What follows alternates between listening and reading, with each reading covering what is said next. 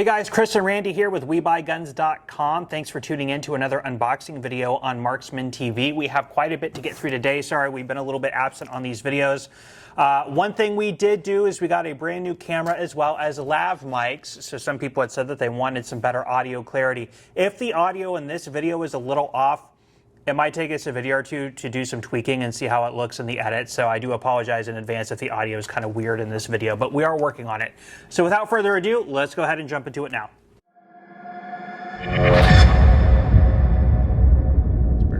All right, first up we have one from a customer in Pennsylvania. Thank you for selling us this one. Man, my knife cutting skills have gotten a little rusty. Okay. Oh, there's a lot of stuff in here. No gun paperwork. Okie dokie.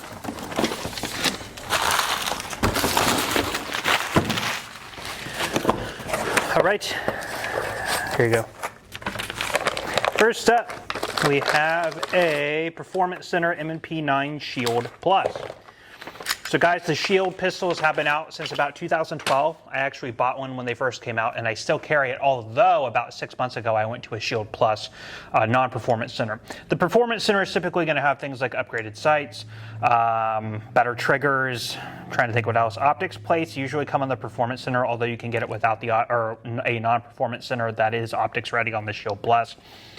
The Shield had a 7 and 9 round capacity. Was it 7 and 8 or 7 and 8? 7 and 8 round capacity, 9mm, single stack. Now when they went to the Plus model, they double stacked it, giving you 11 and 13. So they also improved the trigger. I really love mine. I've always liked the first generation Shield, but when I took out and I bought a Shield Plus and took it out to the range, I was actually shooting better with it than I was my Glock 19 that I had with me. And I've got thousands of rounds through Glocks, and it really did outperform the 19. So I am totally happy with the Shield Plus as an EDC. So Performance Center, again, a slightly upgraded model with a longer barrel. What do you think about that one? Well, Chris, I don't see a mark on it. I'd say excellent. I would too. This Performance Center also comes with a cleaning kit and stuff like that as well. So 2 magazines, just a cool package. So I'm a big fan of these. Customer did say excellent, yep. So we are good there. What's next, Randy? Why don't you pick one and open it? Like we have a Kimber. Kimber! That was a logging joke. What we have next is the classic stainless from Kimber. Kimber got their start in New York, right? No, Oregon. Yeah. Oh, did they get started in? So they're now Clackamas, Oregon. Clackamas. There's a mouth. That's fun to say. I've been through that. I've been through Little Rocks, a fine little town in Oregon. They really started as a custom shop, focusing mainly on 1911s. Actually, before that, Kimber made a lot of precision parts for rifles. They made like custom barrels and things like that. They would get into 1911 production. A lot of people regarded their products as really well made, a lot of hand fitting and finishing. But somewhere along the line, when they moved to Yonkers, New York, I think is about when you can kind of timeline when it happened. They went more to a production line type assembly. So they're fine 1911s, but they're more of like what you would find with Ruger, Smith & Wesson, Remington, other production line, not quite up there in class with Dan Wesson even, or what am I thinking of? Les Paul, that's a guitar manufacturer. Les Paul, definitely not. Fine guitar. Very fine guitar. Yep. Les Baer. Ed Brown, things like that. So they're fine for what they are. Price points come way down on a lot of this stuff too. The classic stainless is on a little bit of the lower end of that type of realm, but still a nice 1911 5-inch bead blasted stainless finish, fiber optic front sight. It looks like a Novak style rear or something like that, adjustable rear. Cool 1911. We get a lot of these guys in. What do you think about that one? I would say excellent condition, Chris. I would say so. There's a small like ring mark there. That's about it. I didn't see the takedown mark. Oh, there is a takedown mark. Very good. Very good condition because of that. Yep. Customer did say good, so obviously we're okay with that. Looks to be, like I said, very good condition. If it weren't for that takedown scratch, I'd probably say closer to excellent, but there you go. Lots of used 1911s come in with those. All right, what's next, Randy? Ruger LCP. Clear. Little compact pistol. The LCP. Yeah. It works. I don't know. LCP2. The second. Okay. The LCP2 was made in 380 as well as 22 LR. Of course, the LCP2 is the second version coming from the LCP, as the name would suggest. The LCP hit the market, I want to say around 2010, 2011. Around that time, there was a lot of the deep concealment, polymer frame, Wonder pistols, 9s and 380s coming out from everybody. The LCP was one of those. Today on the market, they are not very expensive at all, but for like a summer or for like a lighter clothing carry, they make really good deep concealment pistols. I personally prefer it in a 380, but the 22 is totally fine as well, as long as you're using like high velocity type of ammunition. Not much else really to say about it. What do you think about that? Yeah, the LCP2, I think they upgraded the trigger. They did. The slide's a little smoother. I think they added these serrations. They did. Front serrations are added. And took care of some of the jamming issues they had on the original LCP. And they put in a trigger safety. There was no safety at all on the original LCP. You were mainly relied on the weight of the trigger. So they were able to lighten the trigger because of that, making it, you know, nicer to shoot while keeping a safety feature inside the trigger mechanism. So there you go. I would say excellent condition. Chris. Customer said very good, and I agree. I would say excellent. There's some wear on the barrel hood, but that's normal. I would say excellent. So obviously we're okay with that. So let's look at the very last one.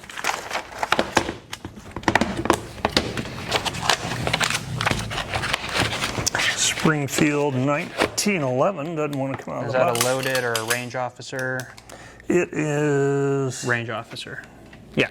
okay. The range officer, you take the basic 1911 A1, which I have actually in stainless. I've had it for over 10 years. It was a gift to me from my wife. I love the handgun. I actually just shot it a couple weeks ago.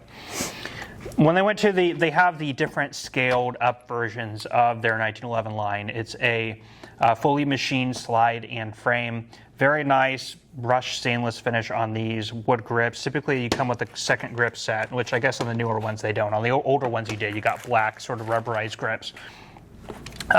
Being that it's the range officer, they would upgrade things like the skeletonized controls and extended beaver tail safety, as well as the adjustable target sight and fiber optic front post. So the original 1911 A1 GI model, like the one I have, is basic A1 sights, A1 controls, A1 beaver tail. So it's just the watered down version of what this is. Some upgrades added to it. Of course, with that, the cost is going to go up a little bit, but I really like, again, for an assembly line 1911, I like the Springfield offerings.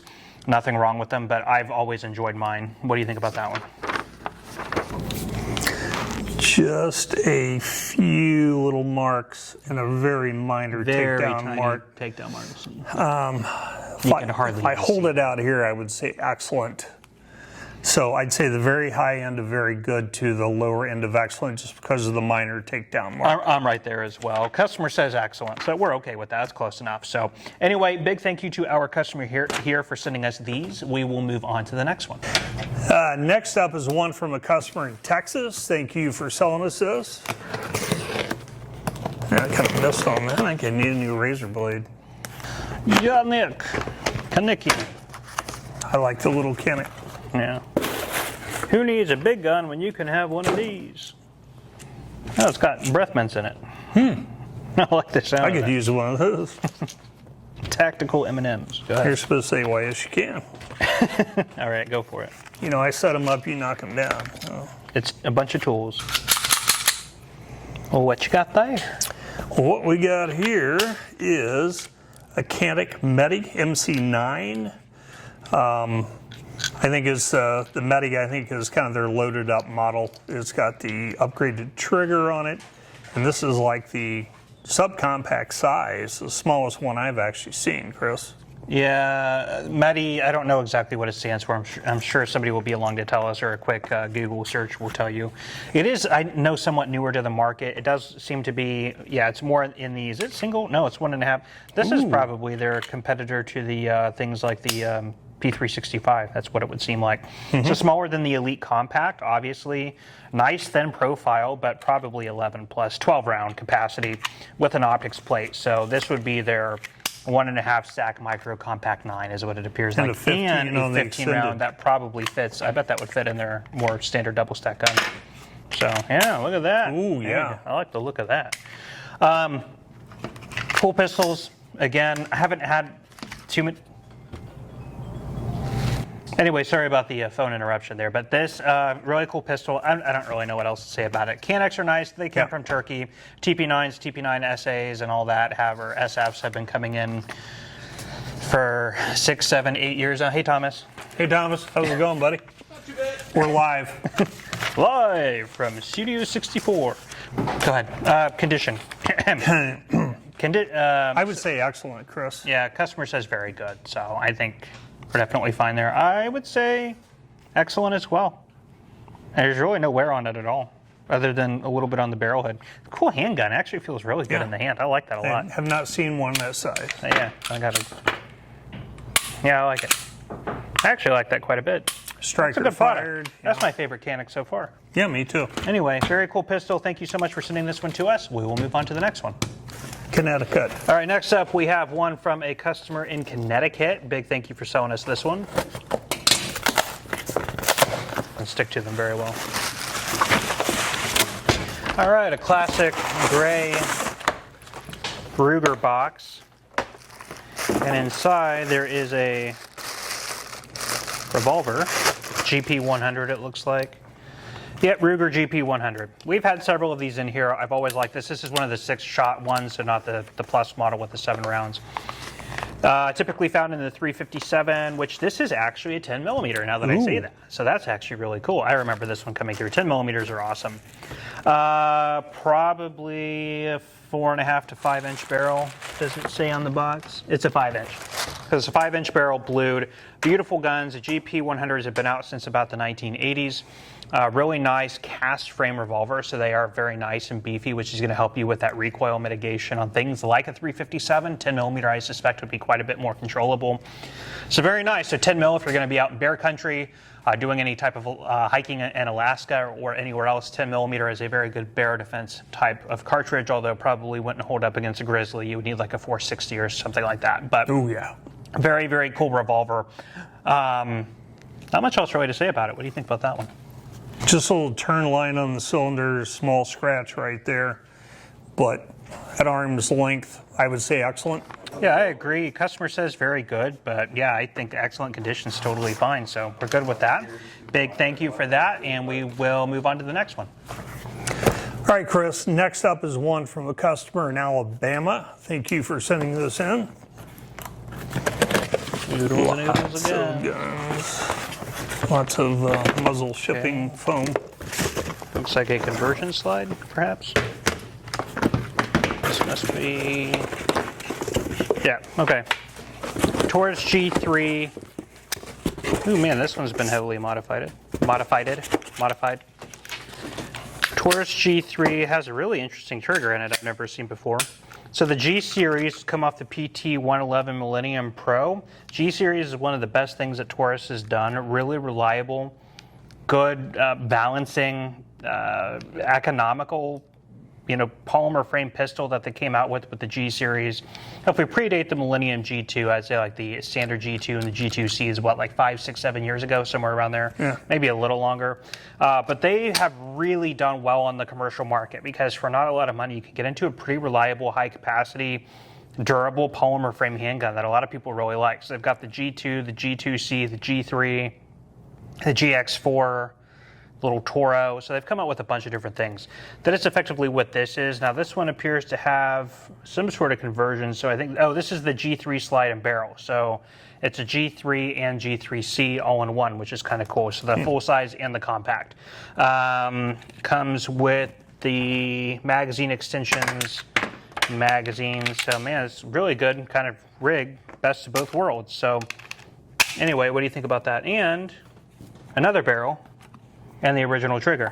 So kind of a lot of cool stuff in there. It's a kit. It's a kit gun.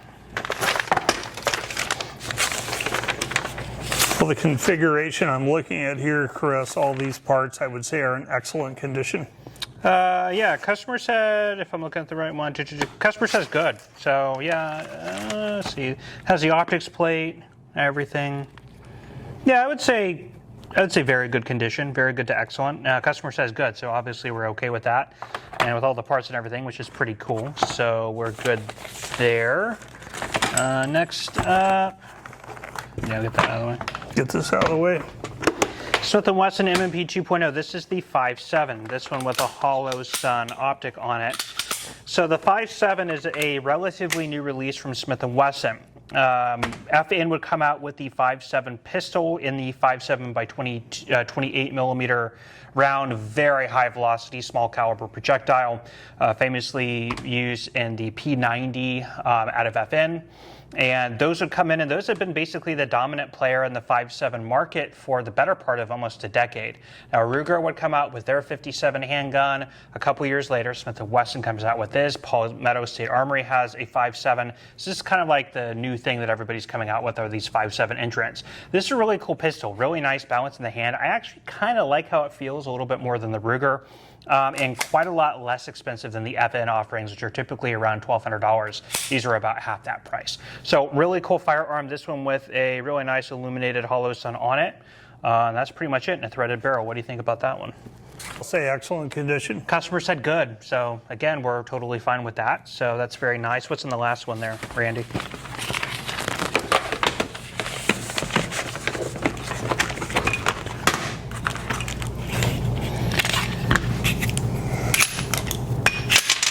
Chamber flag.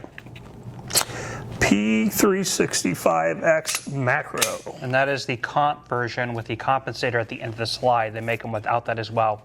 P365 would come out from SIG 5-ish years ago, maybe a little more recently than that. But it is what is known as a macro 9 pistol, so they got into the very small frame with the higher capacity. Ever since then, everybody has been chasing the coattails of SIG to come up with competing products. Taurus with the GX4, what am I thinking of, the 43X by Glock, the Hellcat from Springfield, and of course, all of them have a lot of different flavors and varieties that they've come out with. Now, SIG would have the standard P365 and then the XL. The XL was a larger frame and slide than the X model, which was a crossover between the standard P365 and the XL slide. Then they have the macro. What was the macro where they brought it up to 15 rounds? 17 rounds, thanks, John. So higher capacity grip. And then the comp, giving it a compensator at the end here of the slide. So this is probably their newest iteration off of the P365 line. A lot of people really like them because they're really actually controllable in the hand for their size. This is the same firepower you're going to get out of something like a Glock 17, and it's like half the size and weight. So that's kind of the way the world is heading. So it's a really, really nice option. What do you think about that one? This one looks like it's been shot a little more. It's got some handling marks on it. I would say very good condition. I totally agree, and that is what the customer said. So we are good on those. Big thank you to our customer in Alabama for selling these to us. We will move on to the next one. Okay. Next up, we have one from a customer in Illinois. I am guessing that this is the paperwork on the outside of the box.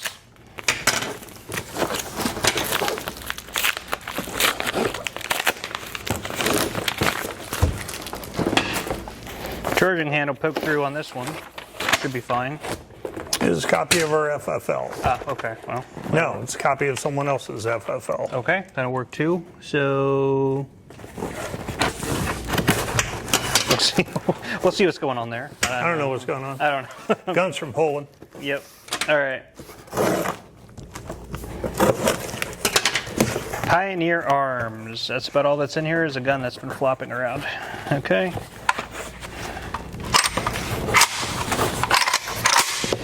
Pioneer Arms, Polish AK-M, stamped receiver AK.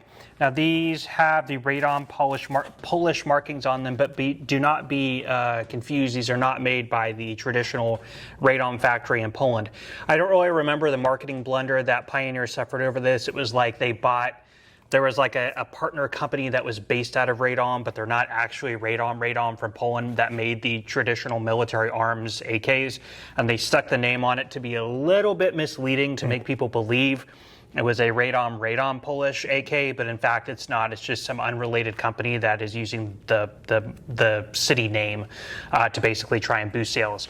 There was a lot of back and forth over that in the AK files when these first released. They're okay AKs. These Pioneer Arms are not known for being remarkably the best. They also have not been known as being as bad as things like the IOs when they were out on the market. So they're kind of in there. Probably in line with like the other Century, like the C39s or the RAS 47s, kind of in that same camp in terms of desirability on the market. Not super expensive, but I mean, for somebody who's looking to just, you know, kind of get their feet wet with the AK at not a huge price, they're totally fine for that. Again, not going to be as durable as a Wasser or an M70 Yugo or of course an Arsenal or any of those. So kind of bottom of the market, but still worth something to check out if you just want to kind of try something out. Here you go. What do you think about that one? Yeah, charge and handle could withstood shipping as it protruded through the box. I mean, I would say very good, Chris. Don't know what the customer said. We don't have the paperwork. We just have a random FFL, so I assume that's who it came from. We will follow through with the customer. But yeah, I would say very good. There's just a couple handling marks, but it looks fine. So we'll figure out what the customer said on this one. Let's move on to the next one. Okay, up next we have one from the same customer in Illinois, and we have the little thing on the outside of the box. We'll get that off real quick. We do recommend against using factory boxes as shipping boxes, mainly for theft reasons, so you don't want to advertise to everybody along the way that there's a firearm. I actually think that that's technically against FedEx and UPS policy anyway, but these obviously got here okay, so no big deal, but best Ruins the factory box. it also, yeah, these factory boxes, believe it or not, on a lot of firearms, these factory boxes do add value. So a lot of people like the original boxes and material that come with them. So putting shipping labels and packing tape all over them does destroy them when we have to cut them open. On a Bushmaster like this or a Pioneer Arms, they're not super collectible firearms. I think this is a pre-Remington Bushmaster by the looks of the packaging. I'm not sure. We'll look in just a second. So not a big deal, but we have had things like old like pre-lock Smiths and even Colts in like 1970s boxes that have like painter's tape and duct tape all over them. Yeah. And it's awful because when we try and peel that tape off to get it open, you're peeling off original, you know, cardboard. You know, some of those boxes people will pay $100 or $200 for just for the box to go along with their Python or something. So maybe even more than that for a Python. Anyway, without further ado, Randy, let's go ahead and get into this one. Okay. Right. Okay. So this, actually, I am mistaken. This is a Remington Bushmaster.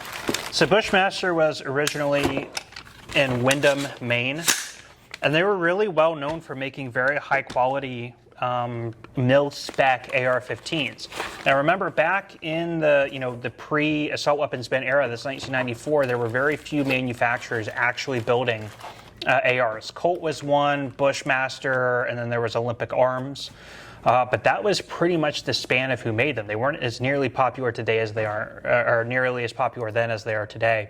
Now, through the assault weapons ban, a couple more companies would come out with AR-15s, but once the assault weapons ban would sunset in 2004, the floodgates would open and everybody and their brother would start making AR-15s, and that has happened through until today. So ARs are made by everybody now. We buy guns for a living, and I still will get offer requests through our website from AR-15 manufacturers I've never heard of, even today. And it's, by the way, on those, we're not that aggressive because if we haven't heard of them, most other people probably haven't either, and it's going to be hard to sell. But Bushmaster was, as I mentioned, in Maine. Remington would purchase them when? About 2010, maybe? 2009, somewhere around there. And it was known to a lot of people that their quality went way down. Remington was looking at sort of economizing their production, resting on the brand name, because again, Bushmaster is known as a high quality manufacturer. A lot of the talent at Bushmaster would go on to create Windham in Maine, and they were known as the original Bushmaster. So they were making AR-15s to the same standard that the original Bushmasters were making them to. But actually, like a week or two ago, Windham just closed. So they're no longer around. But anyway, that is a Bushmaster. That's kind of the story on them. Other than that, basic AR-15. It looks like this might be a mid-length cast system, if I'm not mistaken. Mid-length. Yeah. Handguard. Yep. Yeah, so it is a mid-length. Cool AR-15 with Magpul stuff on it. It looks great. What do you think about it? I would say excellent condition, Chris. I agree. Again, we don't have the paperwork, but we'll take a look at that. So big thank you again to our customer in Illinois. Let's move on to the next one. All right, here we have another one from our same customer in Illinois. Get this label off of here first. Thank you. All right. All right, here we have a Springfield.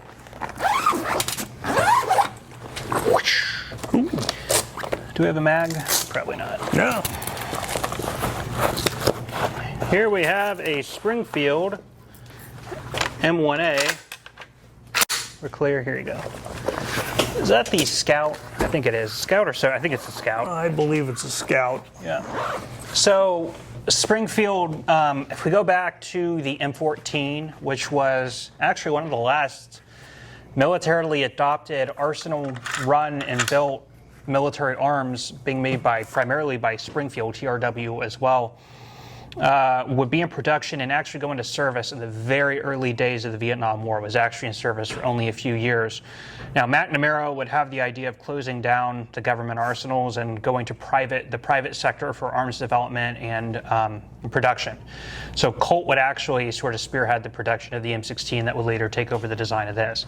Now, there were a lot of people, especially moving in through the 70s, 80s, and 90s who are interested in the M14 version, but there was not a civilian offering.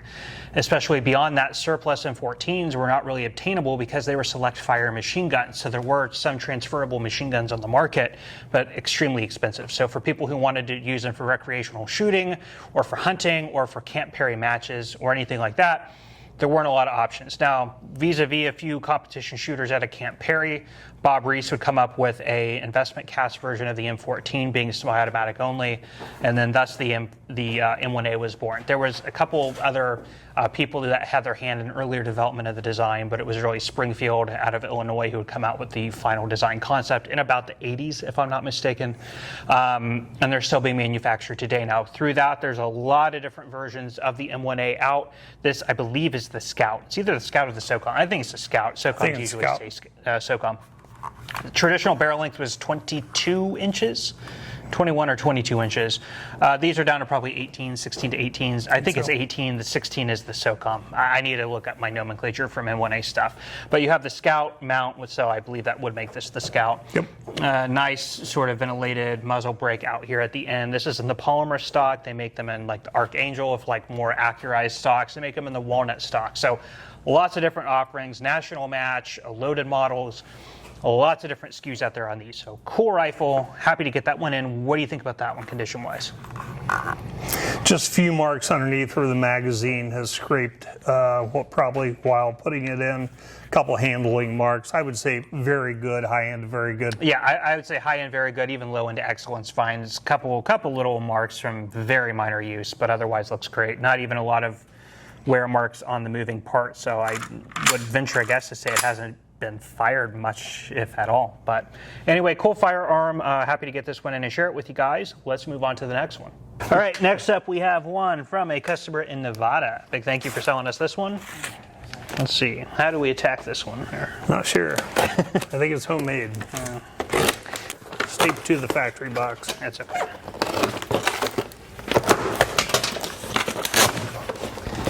All right, here you go. You should be able to, maybe? No, not almost. Hang on. Okay, now Open the box. 2. There we go. Wait, there's more tape. He's trying to get this tape. More tape. Stay away from the tape. Okay, a Remington 700. Covered in snow. And a Magpul stock. This is a... Looks like a 308. Yeah. Is this the tactical model? I think it is. I believe so. Yeah, it appears to be a tactical model on the shorter barrel, threaded. Normally these would have come, no, this, so if it is, and I think it is, it would have come in a Hogue overmold stock. This is put in that chassis system by Magpul, which can take a magazine. Or this is just a product that they used to sell, not anymore. Nice looking rifle. There we go. I like the Remington 700s. With a lot of people, they prefer the Savage 110 or 111, but I've always liked the Remington 700. They've always been my favorite in this, in this sort of range. The bolt there is nice and tight, but just a cool setup. Not much else really to say about it. What do you think about that one? Military used the Remington 700. They called it the M24. And they used a version in Vietnam. What did they call that one? I thought the M24 was the... Back then, the M24, I think was on. Maybe it's the same thing. Oh, I think you're right. Other than rubbing around the styrofoam, I don't see a mark on it. No. I think it'll wipe right off. And the action even feels like the finish is like still completely in the action. Oh yeah. Jewel bolt. I would say excellent condition. Chris. Totally agree with that. Customer. We do have paperwork. All right. Customer says excellent. So we are good there. Big thank you to our customer in Nevada for selling us this one. Let's move on to the next one. Next up, Chris, is one from a customer in Michigan. Thank you for selling this to us. Let's Pure see what's Michigan. inside. Why do they call it that? Because the water, I think. Like Lake Erie and Lake Huron. It's so. No, wait a minute. Wasn't there a boat that sank out there? And like all the stuff inside is like perfectly preserved. What's that? Edmund Fitzgerald. Yep. Gordon Lightfoot made a song about it. He's dead now. Is there anything inside? Anything in there? Paperwork? No. That looks like an arsenal. It sounds like an arsenal. Sounds like a Sam 5 to me. It's an arsenal. You can always tell an arsenal by the rice paper box. Which surprisingly, this one held up pretty well in transit. Oh, Yeah, mine was destroyed when it got to they're the always store. destroyed when you get them. All right. Arsenal Sam 5. Now the Sam series from Arsenal. Let's check this. And the recoil spring was a lot lighter because it is not a 7.62x39. It is a 5.56. Circle 10 30-round magazines. The Sam series is the milled receiver version from Arsenal, which you can see by the big lightning cuts. You guys will see in the slow pan. Also, you can tell you're looking at a milled receiver. Technically, the AK-47 pattern, the AKM, is technically the stamped pattern, but this is milled. So you're going to get a slightly heavier rifle, but you are going to have a lot more longevity of the receiver, a lot more durability. So cool rifle. The SLR series is they're stamped. The Sam 7 was the 7.62x39. The Sam 5 is the 5.56. Came out not that long ago. The Sam 5's only been around for what, like 3 years or something like that. They had early overgassing problems. I don't know if that's been fixed or not, but still a really cool rifle. So anyway, what do you think about that one?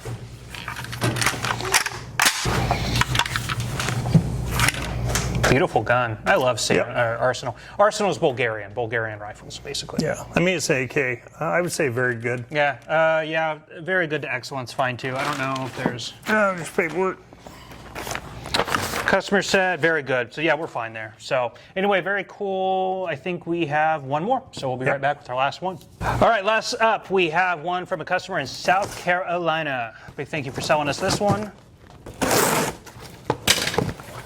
Oh, man. no. Peanuts. Bum, bum, bum, bum. Wow. Okie dokie.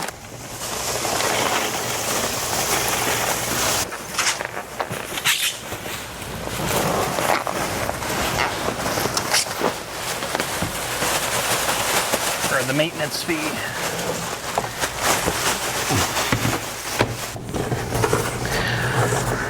All right. What we have here is at least one B&T. I think this is a B&T as well. Let's get into this one. Ooh, very nice. This is a B&T APC9, right? APC9.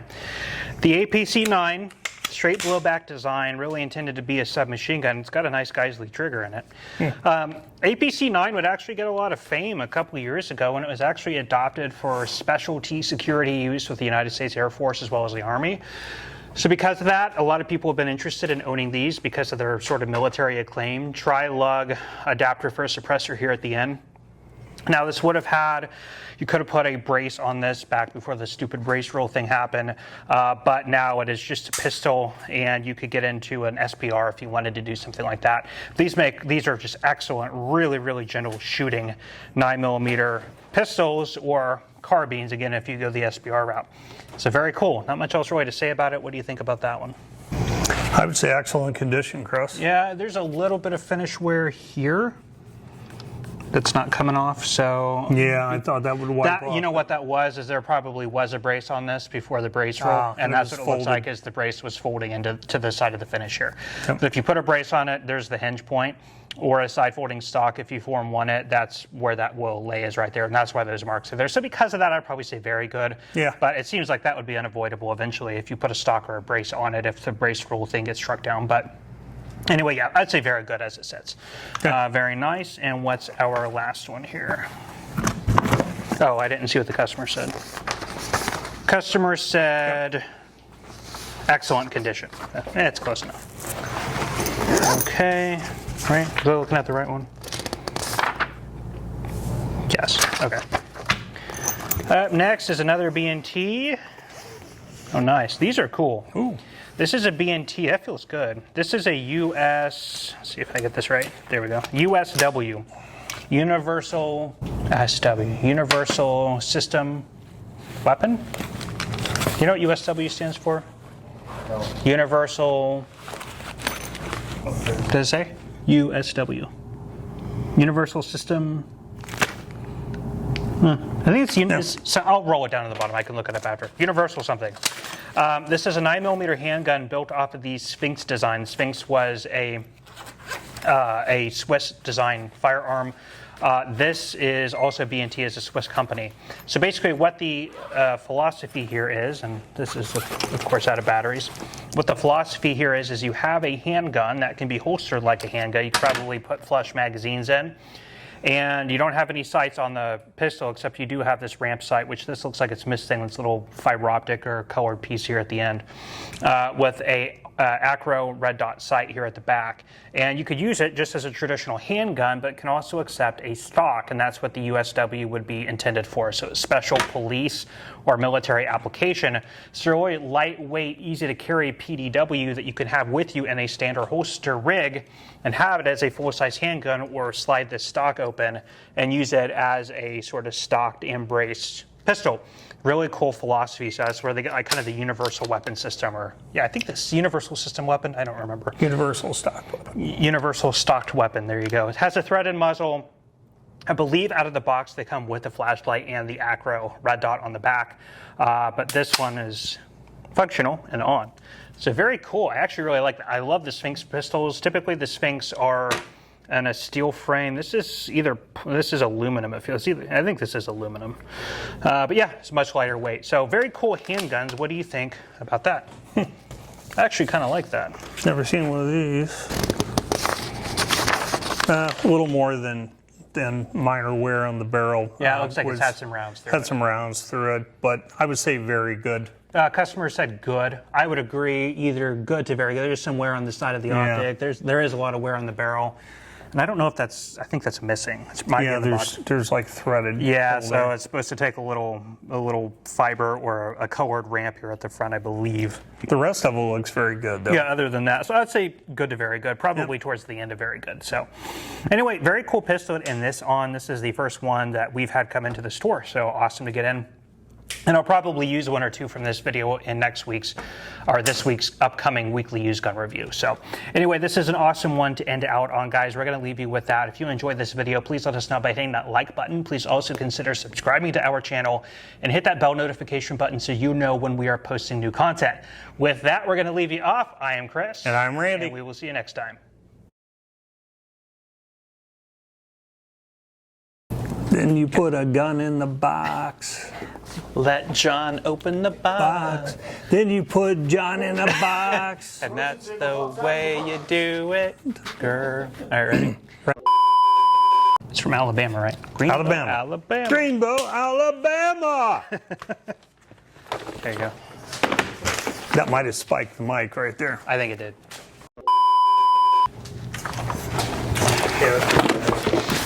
Shit. What? Damn it, Chris. That's why we can't have nice things around here. Lesson learned. You know, I have to get used to the new equipment. That's what she said.